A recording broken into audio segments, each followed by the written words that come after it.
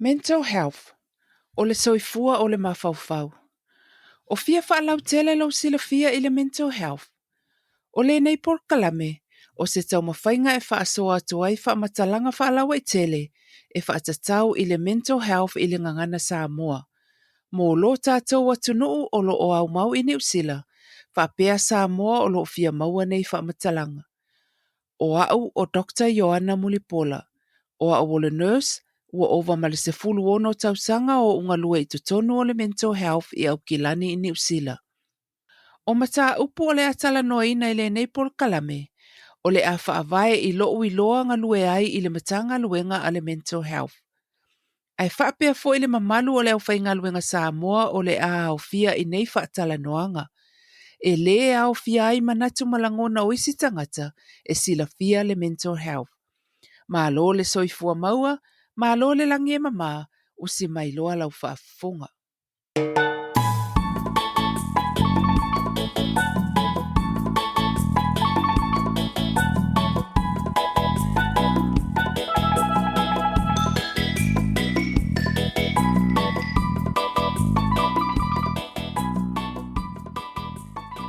O le mata upo le atala noaina, o au unanga al Pasifika i tutonu o le mental health i au kilani. O a nei au unanga ai whaapewhia fo i ona maua. Ai whaapea fo i isi au unanga o loo maua a wale sila fia e tātou tangata. O le nei pol kalame e mō i lātou o loo alala i New Zealand. O au unanga al Pasifika i le mental health, e mō tangata Pasifika umai au tōwa amai i le mental health. E maua nei au unanga i au unanga uma i au kilani, e amata mai tamaiti la iti, se i o i le vaenga matutua. O te iloa o loo maua fo i isi tū mālo o loo to te lei o tātou tangata. O loo iai le whaitalia o le tangata pe fia awai i nei au unanga pele ai, e le wha malusia. E iai au unanga i tutono le whale mai, po o inpatient, ai wha apea fo i le community. E lua i tu ainga au unanga al Pasifika i tutono au kilani sa o ngā lue ai. O le isi o le Cultural and Clinical Services po au unanga e au fia i le whaatau o le tū matalitonunga o le Pasifika. Whaapea matonga fitinga whaasoifua maloloina. O le isi ua na o le Cultural Liaison po o na o le fisosoani e fisotai o tātou tangata maisi au unanga. Ma fisosoani i le ngangana ma whaamala malama le whaamatalaina o le ngase i le au whainga luenga i le o ni Samoa. O isi matanga luenga e ngā lulu e whaatasi le Pasifika ma community support workers po o social workers. E fisosoani i tātou tangata i meo lo o mana o mia. Mo le lātou si o manga i le whale, ma le aso whaiso e pei o le whaatau, ma pili e totongi, ma le transport i appointment. O nei au nanga al Pasifika e tele ina whainga luenga i lava o tātou tangata mai atunu ese o Pasifika. E pe ona o tā ua e le whaamalosia tātou tangata e awai i nei au nanga. E pule lava le tangata i lana filfilinga. Ai pe tai e tau lava ona sila fia e tangata Pasifika e au fia i mau tātou tangata o loo maua nei au nanga. E mawhai fōi ona fisosoani lau whainga luenga al Pasifika i isi matanga luenga. Pe amana o mia mai le fisosoani mō tātou tangata o loo iai i isi services. Fesili i le au whainga luenga i le au nanga al Pasifika i so se taimi. E te whao ngā ina i le au nanga al mental health i le itu mālo o lo e alala ai. O le benefiti o le whao ngā ina o au nanga nei al Pasifika. O le fisosoani le i le ngangana. O le fisosoani i le ngangana e fisosoani i tātou tangata i le whaia o assessment po whaatala noanga ma le au whainga luenga. E mawhai fōi ona whaamala malama i tū tau i fuala au matonga fitinga. O le whaataita inga. O fuala au matonga fitinga i whao ngā i le mental health e tele lo nā o ngā. E iai whaatonunga e tatau ona malama le iai o tātou tangata. E iei fuala au e le tatau ona tā ofi e au noa ma le tala noa pe whaailoa i le fōmai. O isi fo i fuala au, e iei ona whaatonunga e tatau ai ona malama le iai, e pei o le taimi e inu ai. Ia ma mea ai e te tau o na tau sami ai. O isi benefiti o le mawhai o na fiso o tai ma malama lama lelinga se ngase ma le ainga i tala noanga o loo whaia. O le iai o tangata whainga luenga e malama lama ilinga ngana e te lua ngā lulu e whātasi. Toe e iai le iloa i mea o whea ngai ma tātou lava ainga a waolo o iloa le tātou tū ma le anga nuu. E masani o na fesoasoani i a oe e pei lava o se ainga, ma whaia ni au wala e le ma whai o na malama i ele au whainga luenga e le o ni Samoa. O isi o nei au nanga, e la tau te whaama mawhaina Pacific Health Models, e pei o na outa ua ili porkalame mua mua. O lona winga, e whaata ua le anga nuu, ma mea e masani ai tātou i aso whaiso. O le tele o tausanga sa o ngā lue ai i le matanga luenga mental health, sa o whainga luenga ai au au nanga al Pasifika.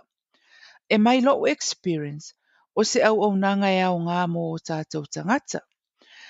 Ai petai o te iloa ese level experience o le tangata o loo whao ngā ina le au au nanga, ma le tangata o loo whainga luenga ai le au au nanga. Ai e mai lo experience o se tangata whainga luenga. E le ngata ina ua iei le tangata e malama i le ngangana, e mawhai o na fesili i se mea o loo fia maua. Ai o le a mawhai o na whaailoa atu i le a inga isi au au nanga e o no maua i le fisosoani. E pei o le maua o mea ai po o Fort Passos, wha apea le fisosoani le sue ina o se fale. Ia po o isi lava mana o ngā tala fia ngai. O te iloa sa whaingo fie o na fiso o tai la tau sa over aia. Ma isi matanga luenga o na ole ngangana sa whao ngā ina i mātou tala noanga. O a isi au au nanga o loo maua i le mental health service. E pei o na tā ua i tātou pōkalame o mua mua. E tele au wala e mawhai o na maua ai le mental health. O loo iei le au au nanga e ngafa ma referral. Po o tusi talo sanga e avato mo se fisosoani. O i la tau ia e mua mua tau watu iei le talo sanga po le referral. O le vaenga lea e la tau te sue sue. O na ave leo lau mata upu le au au nanga e fitau i malau taru sanga. E maua ele tonga fitinga talawhia ngai mo lo whawhita uli, ia po sesi o le ainga. O te le mai loa po le ale umi e whaatali ai mo se tali, ai le leile vili ma fesili i le matanga luenga.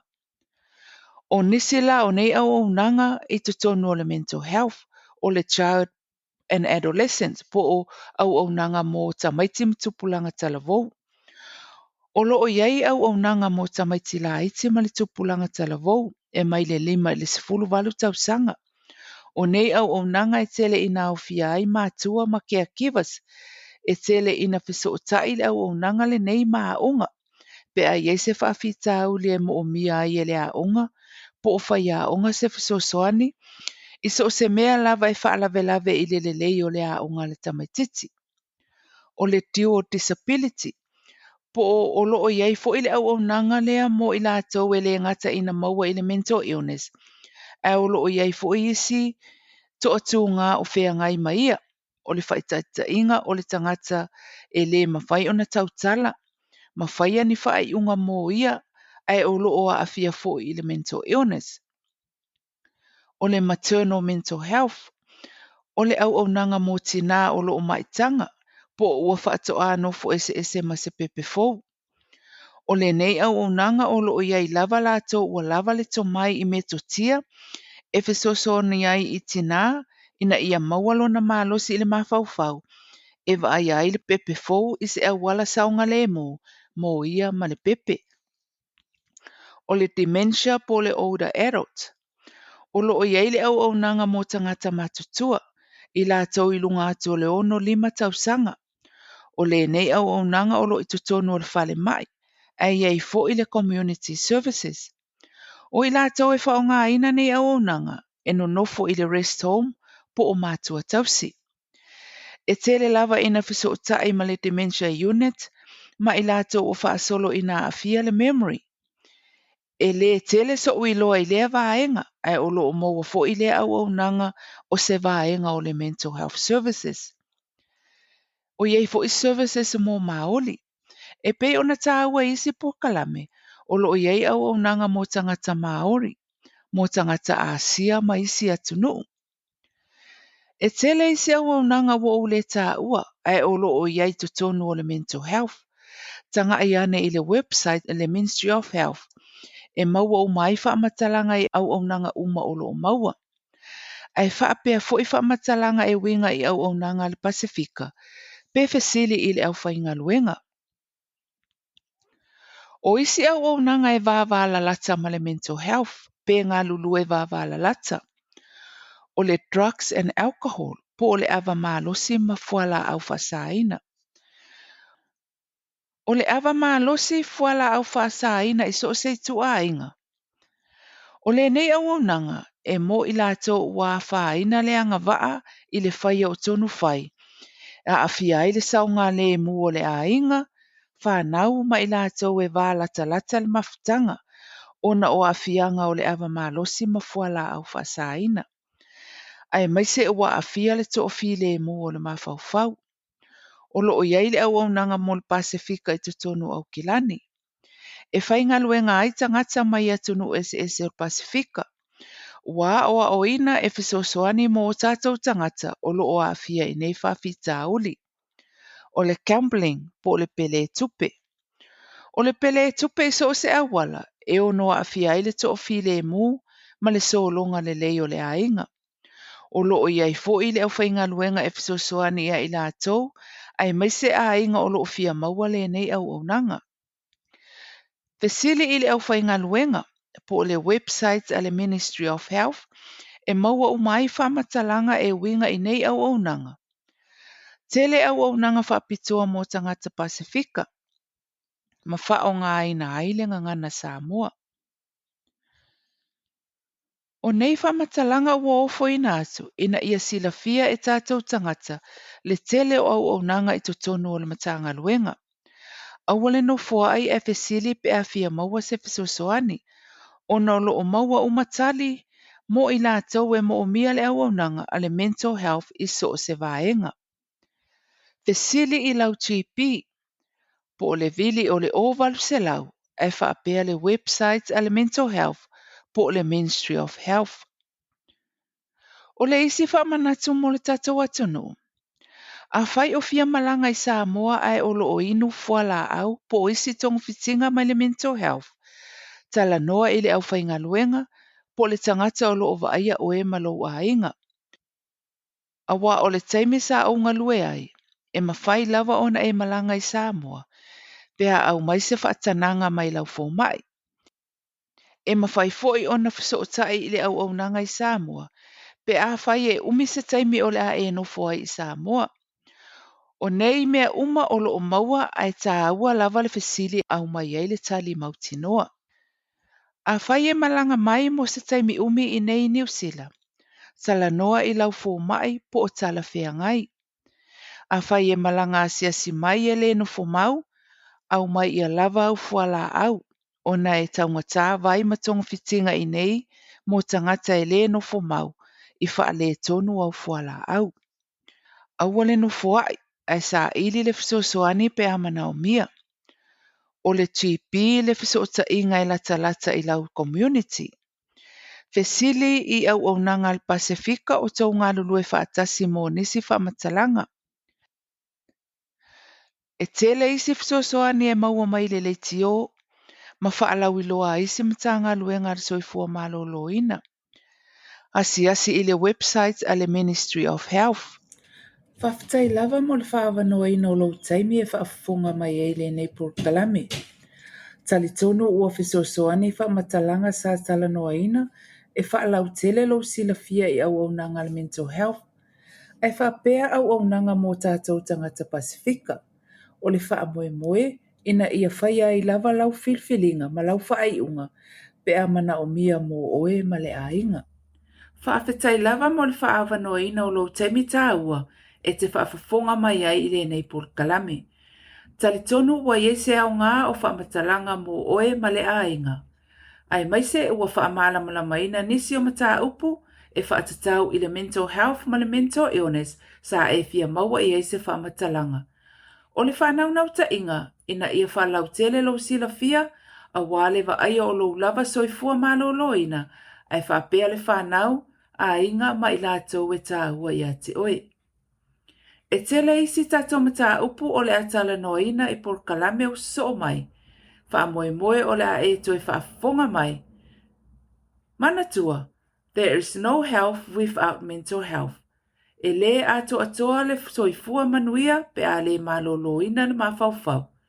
Manuia tele tau alumanga o lo waso, soifua ma ia manuia.